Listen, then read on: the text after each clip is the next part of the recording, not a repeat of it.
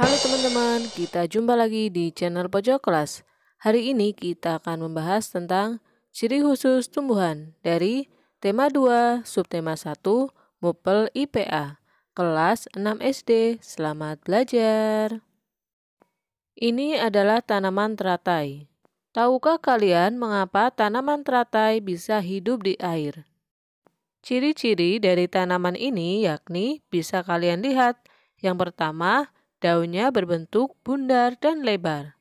Tangkai daunnya tumbuh menjalar dan akarnya berada di bawah air.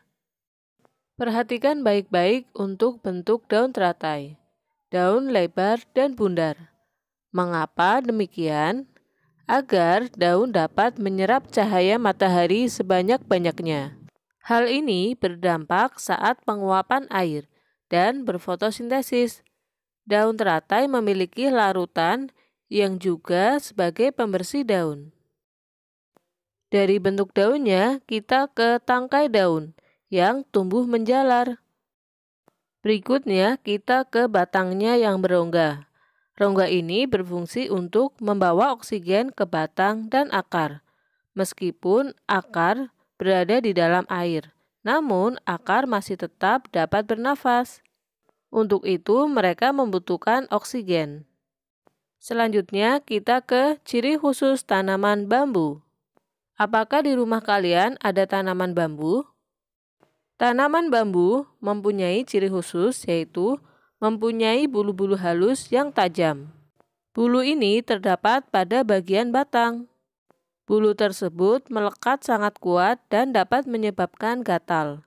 Fungsinya adalah untuk melindungi diri dari gangguan, sehingga mereka dapat beradaptasi dengan lingkungan dan terhindar dari gangguan. Dari tanaman bambu, kita ke ciri khusus tanaman hidrofit. Adalah tanaman yang hidup di air. Tumbuhan hidrofit adalah tumbuhan yang hidup di air. Contohnya adalah kangkung atau teratai. Ciri khususnya adalah akarnya berada di air, memiliki rongga udara pada batang atau tangkai daun. Daunnya muncul ke permukaan air. Contoh tanaman hidrofit lainnya selain kangkung adalah ada hydrilla, wolffia, lemna, eichhornia, lili, dan teratai atau lotus. Selanjutnya kita ke ciri khusus tanaman higrofit. Apa itu tanaman higrofit? Ada yang tahu? Tanaman higrofit adalah tanaman yang hidup di daerah lembab. Ciri khususnya, tubuhnya terdiri atas bagian-bagian akar, batang, dan daun. Untuk batangnya pada umumnya tidak nampak karena terdapat di dalam tanah. Dan daunnya yang masih muda umumnya melingkar atau menggulung. Contoh dari tanaman higrofit adalah paku-pakuan, keladi, dan juga lumut. Mereka hidup di tempat yang lembab. Ciri khusus dari tanaman xerofit.